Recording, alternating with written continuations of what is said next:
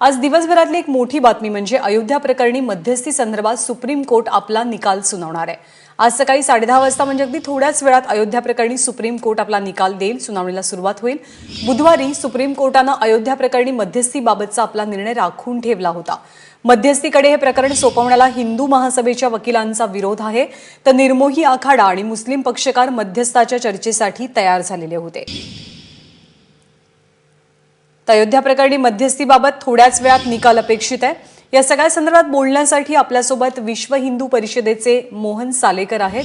मोहनजी, आपल्याला हा प्रश्न विचारायचा आहे की हा प्रश्न मध्यस्थीने सुटू शकतो का? आपलं काय मत आहे?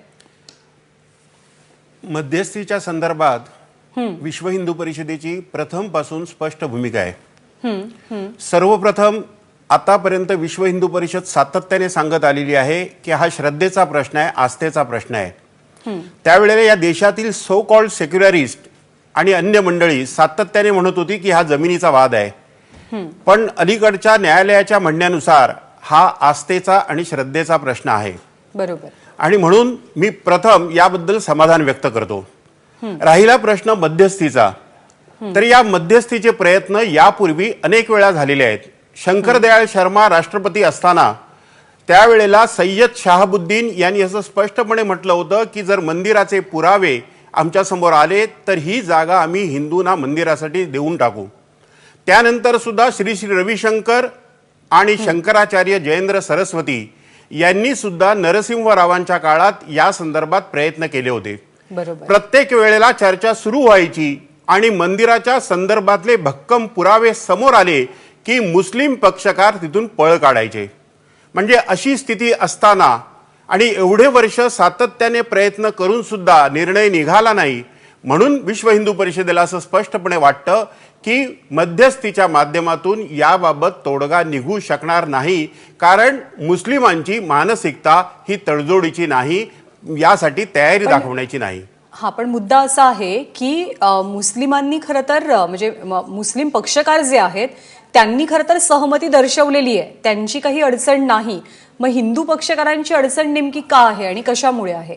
आतापर्यंतचा अनुभव असा सांगतो की ज्या ज्या वेळेला आम्ही चर्चा केली, कारण विश्व हिंदू परिषद गेली 491 वर्ष या प्रश्नाचा निकाल लागावा म्हणून वाट बघते, आणि या प्रश्नात ज्या ज्या वेळेला चर्चा झाली त्या वेळेला काय ठरलं होतं? अगदी काही वर्षापूर्वीचं उदाहरण देतो। ज्या वेळेला नरसिंहराव या देशाचे पंतप्रधान होते आणि नरसिंहरावांनी त्यावेळेला स्पष्टपणे प्रतिज्ञापत्र सादर केलं होतं सुप्रीम कोर्टामध्ये की या संदर्भात उत्खनन झाल्यानंतर त्या ठिकाणी मंदिर आहे हे सिद्ध झालं तर ती जागा हिंदूंना मंदिर बांधण्यासाठी दिली जाईल। सय्यद शहाबुद्दीन यांनी सुद्धा अशाच प्रकारची भूमिका घेतली होती।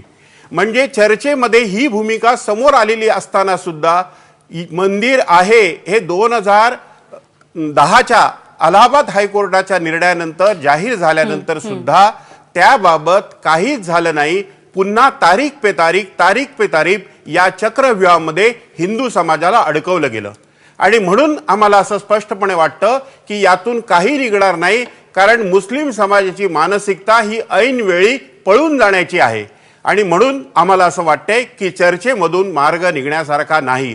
तरी पण माननीय न्यायालयाचा आम्ही आदर करतो आणि याच्याकडे सकारात्मक दृष्टीने बघतो आहोत। नाही, कोर्ट भावभावनांचा विचार न करता आपला निर्णय देते, आणि तुम्हीच खरं तर पहिल्यांदा उल्लेख केला होता की हा भावभावनांचा, इमोशन्सचा मुद्दा आहे, हा केवळ एका जमिनीचा वाद नाही। आपले प्रतिनिधी प्रशांत कदम दिल्लीवरनं आपल्यासोबत आहेत। प्रशांत, याला सुरुवात झाली आहे का? निकालाला सुरुवात झालेली आहे का सुनावणीला?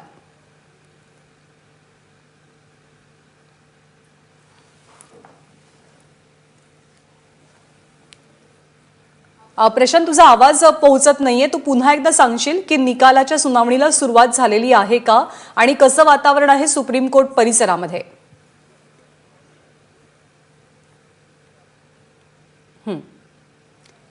प्रशांतशी आपला संपर्क होऊ शकत नाहीये काही तांत्रिक अडचणींमुळे। खंडपीठ जे आहे तो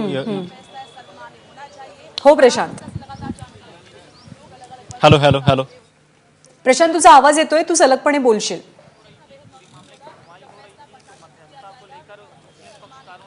कुठल्याही क्षणी 5 न्यायमूर्तींचं खंडपीठ या मध्यस्थी संदर्भातला आपला निर्णय देईल, पण हा ऐतिहासिक क्षण असेल ज्ञानदा, कारण याच्या आधी सुद्धा या इतक्या मोठ्या खटल्यामध्ये मध्यस्थीचे किंवा सामोपचाराचे प्रयत्न झालेले आहेत.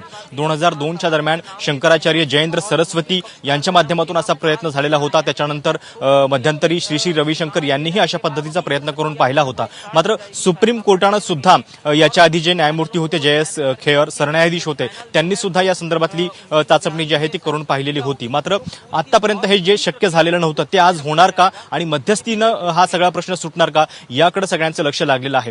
मुळामध्ये जर याच्या आधीचा निर्णय आपण लक्षात घेतला अलाहाबाद हायकोर्टाचा, तर तो काय होता, 2.77 हेक्टरची जी वादग्रस्त जमीन आहे ती 3 भागांच्या मध्ये वाटण्यात आलेली आहे, ज्याच्यामध्ये निर्मोही आखाडा, रामलल्ला विराजमान आणि मुस्लिम पक्षकार आहेत. म्हणजे जे खटल्यामध्ये खरं तर हे मान्य केले होते की त्या ठिकाणी आधी मंदिर होतं, मात्र जेव्हा कायदेशीरदृष्ट्या प्रश्न येतो तेव्हा अशा पद्धतीनं 3 भागामध्ये त्याची समान वाटणी करण्यात आलेली होती. मग या इतक्या कमी जागेमध्ये मंदिर उभारणं शक्य आहे का, तर ते नाहीये. आणि त्याच्यामुळेच व्यावहारिक तोडगा जर काढायचा असेल तर कदाचित सामोपचाराचाच मार्ग उरतो आणि त्याच दृष्टीनं सुप्रीम कोर्टाचे प्रयत्न सुरू आहेत. मागच्या सुनावणीमध्ये त्या संदर्भातल्या अनेक महत्वाच्या गोष्टी ऐकायला मिळाल्या. एकतर सुप्रीम कोर्टानं हे वारंवार बजावून सांगितलं की जे काही मध्यस्थी होईल, जे काही पक्षकार याच्यामध्ये असतील ते कुठल्याही पद्धतीची माहिती किंवा गोष्ट जी आहे ते मीडियामध्ये येऊ देणार नाहीत. हा पूर्णपणे सिक्रेट अशा पद्धतीने हा सगळा युक्तिवाद जो आहे तो होईल आणि त्याच्यानंतर ही मध्यस्थी जी आहे ती जाहीर होईल. आणि दुसरीकडे काही वकिलांनी हाही प्रश्न उपस्थित केला होता, पक्षकार फक्त आपली भूमिका मांडतायत आणि तिकडे करोडो लोकांच्या भावनेचा आस्थेचा हा प्रश्न आहे. तर मध्यस्थीनं जे काही ठरेल ते इतक्या सगळ्या लोकांना मान्य होईल का, तर त्याच्यावरती सुप्रीम कोर्टानं हेही सांगितलं होतं की मध्यस्थीनं झालेला निर्णय जो असेल त्याला सुप्रीम कोर्टाच्या आदेशाचा, सुप्रीम कोर्टाच्या निर्णयाचाच दर्जा असेल. त्याच्यामुळं हेही स्पष्ट मागच्या सुनावणीमध्ये झालेलं होतं. काही पक्षकारांनी माजी सरन्यायाधीश जे आहेत त्यांची नावं सुचवलेली आहेत मध्यस्थ म्हणून. त्याच्यामुळं आता अवघ्या काही क्षणामध्ये खरं तर हा निकाल येऊ शकेल, कारण सुनावणी जी आहे ती पूर्ण झालेली होती. दोन्ही बाजूंचे युक्तिवाद कोर्टानं ऐकलेले आहेत. आज सुप्रीम कोर्टाला केवळ आपला निकाल जो आहे तो सांगायचा आहे. त्याच्यामुळे कुठल्याही क्षणी या संदर्भातला निर्णय जो आहे तो येऊ शकतो. नक्कीच. आणि लोकसभा निवडणुका अगदी तोंडावर आल्यात. कोणताही निर्णय हा खरोखरच अनेक अर्थांनी संवेदनशील असेल, याबद्दलही आपल्याला बोलायचं आहे. पण एक अगदी छोटासा ब्रेक घेण्याची वेळ झाली आहे. एक छोटासा ब्रेक घेऊया. ही चर्चा कायम सुरू राहील. पाहत रहा एबीपी माझा. आणि अयोध्या प्रकरणी सुप्रीम कोर्टात सुनावणीला सुरुवात झालेली आहे. एक मोठी बातमी अशी आहे की मध्यस्थीसाठी त्रिसदस्यीय समितीची स्थापना सुप्रीम कोर्टाच्या वतीनं करण्यात आलेली आहे. या समितीमध्ये श्री श्री रविशंकर, न्यायमूर्ती खलिफुल्ला यांचा समावेश आहे. प्रशांत कदम आपल्यासोबत आहेत. प्रशांत, प्रशांतशी आपण पुन्हा एकदा संपर्क साधण्याचा प्रयत्न करू, परंतु अयोध्या प्रकरणी अखेर मध्यस्थीसाठी त्रिसदस्यीय समिती स्थापण्यास सुप्रीम कोर्टानं परवानगी दिलेली आहे. आपल्यासोबत विश्व हिंदू परिषदेचे मोहन सालेकर आहेत. मोहनजी, आपली प्रतिक्रिया काय? अखेर सुप्रीम कोर्टानं परवानगी दिली आहे खरं तर समिती स्थापन करण्यासाठी. सुप्रीम कोर्टाच्या निर्णयाचा आम्ही आदर करतो, पण त्याच वेळेला जी शंका खंडपीठातील माननीय न्यायमूर्ती चंद्रचूड यांनी व्यक्त केली की मध्यस्थीने मार्ग निघेल की नाही याबद्दल मी साशंक आहे, अशा प्रकारचं मत 2 दिवसापूर्वी माननीय न्यायमूर्ती चंद्रचूड यांनी व्यक्त केलं. दुसरा मुद्दा असा, माननीय न्यायालयाने जे म्हटलंय की हा आस्थेचा प्रश्न आहे. आस्था कोणती आहे? एक आस्था असं सांगते की त्या ठिकाणी श्रीरामाचा जन्म झाला होता आणि ती राम जन्मभूमी आहे. दुसरी आस्था असं सांगते की या ठिकाणी नमाज पढण्याची आम्हाला परवानगी पाहिजे. म्हणजे एक आस्था जन्मभूमीच्या संदर्भातली आहे, दुसरी आस्था नमाज पढण्याच्या संदर्भातली आहे. माननीय न्यायालयाने 2014 मध्ये जो निर्णय दिलेला आहे की नमाज पढण्यासाठी मशिदीची आवश्यकता नाही, अनिवार्यता नाही, अशा प्रकारची भूमिका माननीय न्यायालयाने यापूर्वी मांडलेली आहे. आणि म्हणून विश्व हिंदू परिषदेला असं वाटतं की ज्या अर्थी न्यायालय आस्थेच्या प्रश्नासंबंधी आपलं मत मांडतंय त्या अर्थी ही जन्मभूमीची जागा हिंदू समाजाला दिली पाहिजे आणि मुस्लिम समाजाने सुद्धा मोठं मन करून या ठिकाणी राम जन्मभूमीच्या स्थानी एक भव्य मंदिर उभारण्याचा मार्ग जाणून घेऊया. सगळ्या संदर्भातले प्रशांत कदम आपले प्रतिनिधी आपल्यासोबत आहेत. प्रशांत, काय ताजी माहिती मिळते? ज्ञानदा, खरं तर अतिशय मोठा आणि महत्वाचा निर्णय सुप्रीम कोर्टाने दिलेला आहे. स्वातंत्र्यानंतरचा हा सगळ्यात मोठा खटला सामोपचाराच्याच मार्गाने जाणार आहे. एका आठवड्यामध्ये या संदर्भातली प्रक्रिया सुरू करा अशा पद्धतीचे आदेश सुप्रीम कोर्टाने दिलेले आहेत आणि 4 आठवड्यानंतर नेमकी काय प्रगती झालेली आहे हे देखील सुप्रीम कोर्ट जाणून घेणार आहे. त्याच्यामुळं अतिशय महत्वाचा निर्णय सुप्रीम कोर्टाने आज दिलेला आहे. मध्यस्थीच्या मार्गाने सगळ्यात पहिल्यांदा हा प्रश्न सोडवण्याचा मार्ग जो आहे तो खुला करण्यात आलेला आहे. अनेक वर्षांपासून प्रलंबित असलेलं हे प्रकरण आता मध्यस्थीच्या मार्गाने सुटेल का आणि मध्यस्थांची नावं देखील जाहीर होत आहेत. एक वेगवेगळी नावं येत आहेत. श्रीराम पंचू यांचं एक नाव येतंय, श्री श्री रविशंकर यांचंही नाव याच्यामध्ये येतंय.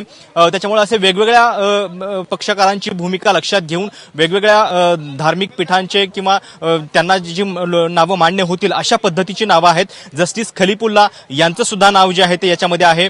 त्याच्यामुळं एक सामाजिक समतोल देखील या सगळ्या मध्यस्थांच्या मध्ये राखण्याचा प्रयत्न जो आहे तो सुप्रीम कोर्टाने केलेला आहे. त्याच्यामुळं 2010 साली हायकोर्टाचा जो निर्णय झाला त्याच्यानंतर आता या मध्यस्थांच्या माध्यमातून त्याच्यावरती काही वेगळा तोडगा निघतो का याकडे सगळ्यांचं लक्ष असेल. आगामी निवडणुकांच्या दृष्टीने निकालाकडे कसं पाहायला हवंय?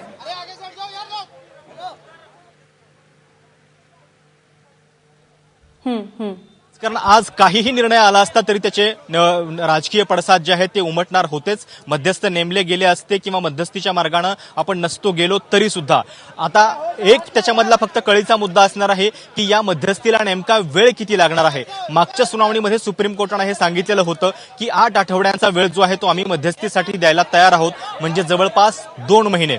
आता हे लक्षात घ्यायला पाहिजे की मध्यस्थी जरी झाली तरी मध्यस्थीतून जर समजा सर्वमान्य तोडगा नाही निघाला तर पुन्हा एकदा प्रकरण जे आहे ते मुख्य सुनावणीकडे येऊ शकतं.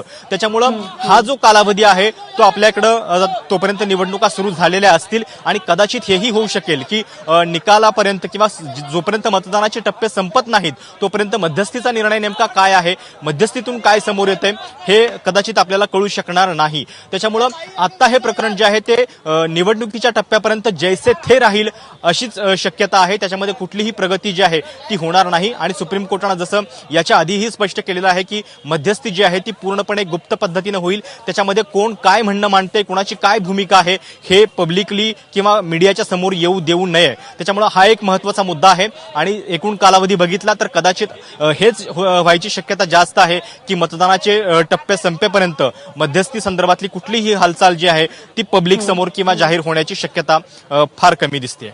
प्रशांत, या समितीमध्ये ज्या ज्या नावांचा समावेश आहे त्या नावांवरती आपण नजर टाकली तर काय नेमकं कारण याच नावांचं सिलेक्शन, याच नावांची निवड करण्यामागचं?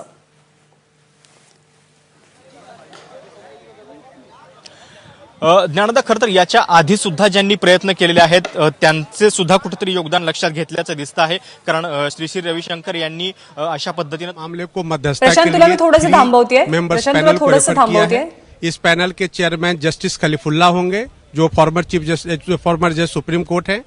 श्री श्री रविशंकर होंगे और श्री राम पांचू होंगे जो मद्रास हाई कोर्ट से है.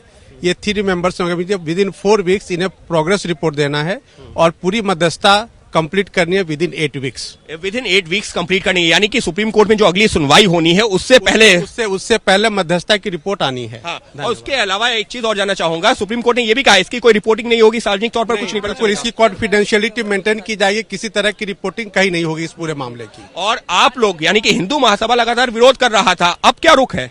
नहीं, ऐसा है कि जो भी फैसला आया है हम उसका अध्ययन करेंगे और फिर हमारी जो क्लाइंट है अखिल भारत हिंदू महासभा, उस पर जो भी कोर्ट का आदेश है उसका पालना तो होगा. लेकिन एक और सुप्रीम कोर्ट ने मौका दिया मध्यस्थता का, उम्मीद करते हैं कि कुछ सकारात्मक हो. नहीं, सुप्रीम कोर्ट का प्रयास है, इसलिए इस प्रयास को हमेशा पॉजिटिव देखना चाहिए. नेगेटिव देखने का कोई तात्पर्य नहीं. पॉजिटिव देखना चाहिए प्रयास और नेगेटिव देखने का कोई जो है तात्पर्य नहीं है. लेकिन सुप्रीम कोर्ट ने साफ कर दिया है कि एक मौका दिया जा रहा है, बंद कमरे में होगा ये पूरा जो प्रोसेस है. जी रुमाना. प्रशांत कदम आपल्यासोबत आहेत. प्रशांत, ही 3 नावं महत्वाची का ठरतात?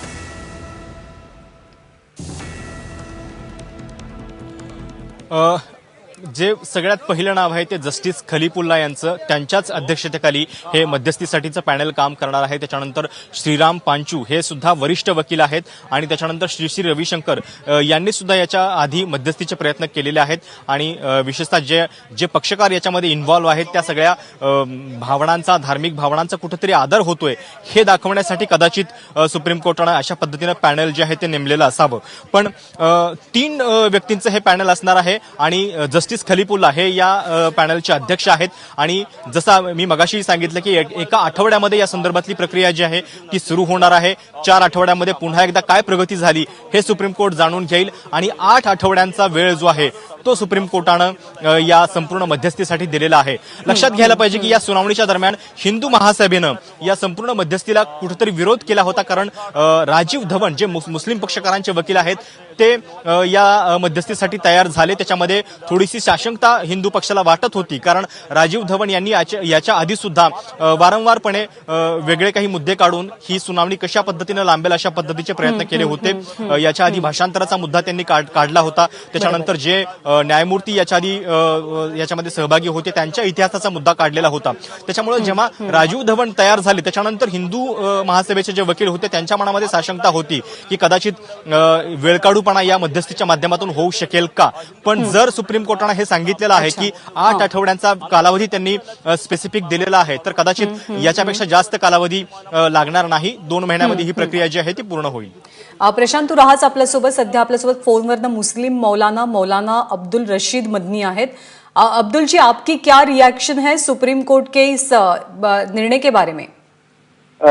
मैं इस मसले में ये कहना चाहता हूँ कि सुप्रीम कोर्ट के पास में ये मसला कई सालों से चल रहा है और सुप्रीम कोर्ट आज जिस नतीजे पे पहुंची है कि कंप्रोमाइज के जरिए, मुसालेहत के जरिए से इस मसले को हल किया जाए. जाहिर है कि सुप्रीम कोर्ट जब इस नतीजे पर पहुंची है तो सुप्रीम कोर्ट तो एक बहुत जीनियस किस्म के हमारे इंडिया की एक ऐसा इदारा है. हम सब उसके फैसलों पर यकीन रखते हैं और हमको ये यकीन है कि सुप्रीम कोर्ट कभी भी कोई गलत बात और गलत किस्म का फैसला नहीं करता और हमको उस पर यकीन भी है. तो अब इतना सब टाइम जाने के बाद में सुप्रीम कोर्ट ने जो है कंप्रोमाइज के सिलसिले में आकर यहाँ रुकी है और वो ये चाहती है कि दोनों फरीक यानी हिंदू और मुस्लिम बाबरी मस्जिद के सिलसिले में वो अपने आपस में दोनों भी मिल बैठ कर इस मसले को हल करे. अगर ये मसला इस तरह से मिल बैठ के हल हो जाता है तो ये हमारे हिंदुस्तान की हिस्ट्री में, हिंदुस्तान की तारीख में एक बहुत बड़ा मसला हल हो जाएगा. नंबर 1. नंबर 2 ये कि अगर मुसालहत के जरिए से ये हमारी बात यानी नतीजे तक पहुंचती है और इसका नतीजा निकलता है, पॉजिटिव रिजल्ट अगर इसका निकलता है तो फिर हमारी इंडिया के अंदर आपस की भाईचारे में और एक दूसरे से मेल मिलाप में ये हमारा मुल्क बहुत आगे निकल जाएगा. और हमको ये उम्मीद है कि अपने आपस में एक दूसरे से मिल मिलाप रहकर जो किसी भी मुल्क की तरक्की होती है और वो बहुत तरक्की करता है, इसके अंदर हमारे मुल्क को बहुत फायदा होगा. बरोबर, म्हणजे ह्यातून फायदा होईल, ह्यातून काहीतरी चांगलं निष्पन्न होईल अशी आपली प्रतिक्रिया, आपलं म्हणणं आहे. आपले धन्यवाद आपण प्रतिक्रिया दिल्याबद्दल. पुन्हा एकदा जाऊयात दिल्लीला. प्रशांत कदम आपल्यासोबत आहेत. प्रशांत,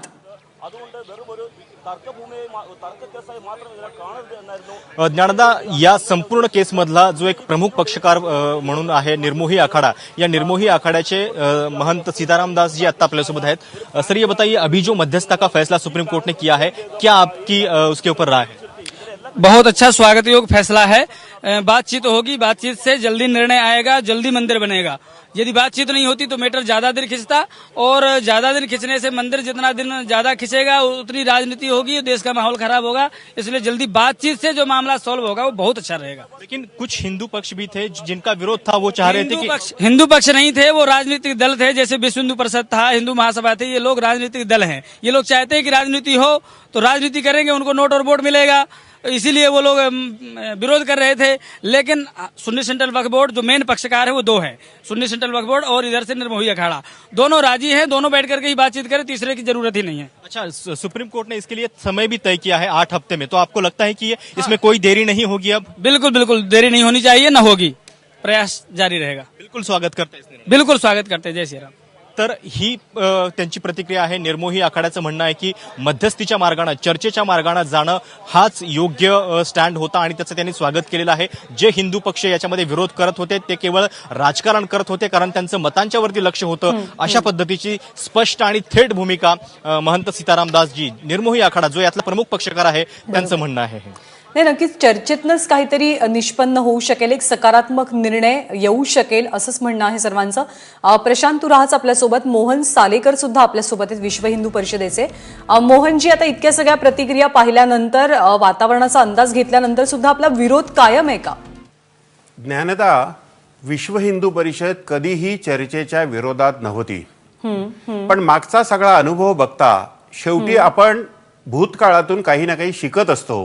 आणि भूतकाळातला अनुभव असं सांगतो की मुस्लिम पक्षकार किंवा अन्य कोणी चर्चेच्या संदर्भात जरी सकारात्मक आता दिसत असले, तर ज्या वेळेला अशा प्रकारचे निर्णय येतात त्यावेळेला ते युटर्न घेतात. अगदी शहाबानोच्या प्रकरणातलं सर्वोच्च न्यायालयाने निर्णय दिला होता, पण तो निर्णय मानायला मुस्लिम संघटनांनी विरोध दर्शवला.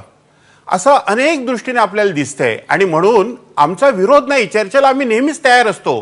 पण त्यातून जे निष्पन्न आतापर्यंत झालेले आहे ते बघितलं तर याच्याबद्दल संशय व्यक्त करावा अशी स्थिती आहे. तरीही आज जो सर्वोच्च न्यायालयाने जी समिती जाहीर केलेली आहे त्याबद्दल आम्ही सकारात्मक आहोत. आणि ज्ञानदा, या संदर्भात जगाच्या कोपऱ्यामध्ये, जगाच्या वेगवेगळ्या देशांमध्ये काय घडलंय याचा सुद्धा आपण अभ्यास करण्याची गरज आहे. सोव्हिएत संघराज्यामध्ये दुसऱ्या महायुद्धानंतर हिटलरने अचानक रशियावर आक्रमण केलं आणि ते रशियावर आक्रमण केल्यानंतर अनेक सैनिक त्याच्यामध्ये मारले गेले आणि त्या सैन्याला एवढी उसंत नव्हती की त्यांचे मृतदेह त्यांच्या परिवाराकडे द्यावेत आणि म्हणून खड्डे खणून त्यांना पुरण्यात आलं. 1991 साली त्या सोव्हिएत संघराज्याचं विघटन झालं, उझबेकिस्तान वेगळा झाला. उझबेकिस्तान स्वतंत्र झाल्यानंतर सोव्हिएत संघराज्याची भूमिका जी होती की आम्ही धर्म मानत नाही आणि म्हणून चर्चेस आणि मशिदी आम्ही पाडून टाकू, आणि तशा प्रकारची अनेक चर्चेस आणि मशिदी ह्या संयुक्त सोव्हिएत संघराज्याचे जे कम्युनिस्ट राजवट होती त्यांनी केलं. पण उझबेकिस्तान स्वतंत्र झाल्यानंतर तिथल्या झाकिराबाई म्हणून त्या पुरातत्व खात्याच्या प्रमुख होत्या, तिथल्या सरकारने त्यांना सांगितलं की या ठिकाणी ज्या मशिदी, दर्गे जे पाडलेले आहेत ते दर्गे आमच्या स्वाभिमानाचं प्रतीक आहे आणि ते आम्ही पुन्हा उभे केले पाहिजे. आणि त्या झाकिराबाईंनी त्याच्यामध्ये काम केलेलं आहे. जगाच्या वेगवेगळ्या देशामध्ये ज्या वेळेला श्रद्धेचा प्रश्न येतो, ज्या वेळेला आस्थेचा विषय येतो, त्यावेळेला कोणतंही न्यायालय त्याच्यामध्ये काही हस्तक्षेप करू शकतं अगदी बरोबर आहे. आणि वाटत नाही. अगदी बरोबर आहे. आणि सुप्रीम कोर्टानं सुद्धा याच मुद्द्याचा विचार केलेला आहे की हा भावनेचा प्रश्न आहे, हा प्रश्न केवळ जमिनीचा नाही आणि त्याचमुळे या भावनेचा विचार करूनच मध्यस्थांना परवानगी दिलेली आहे. कुठलाही रेकॉर्ड येणार नाहीये, त्यांच्यामध्ये काय चर्चा होते, ते काय बोलतायत, ते कोणता रिपोर्ट सादर करतायत याचं कुठलंही रेकॉर्डिंग होणार नाही किंवा मीडिया समोर हे कुठलेही रिपोर्ट्स येणार नाहीये. 4 आठवड्यांची मुदत आहे. 4 आठवड्यांमध्ये सर्वांना चर्चा करून आपला प्रोग्रेस रिपोर्ट सादर करायचा आहे. आणि अखेरीस सुप्रीम कोर्टानं मध्यस्थांच्या समितीला मान्यता दिली, ज्यामध्ये आध्यात्मिक गुरु श्री श्री रविशंकर, माजी न्यायमूर्ती FM खलिफुल्ला आणि ज्येष्ठ वकील श्रीराम पंचू यांचा समावेश आहे. मोहनजी, आपले धन्यवाद, आपण या चर्चेमध्ये सहभागी झालात त्याबद्दल.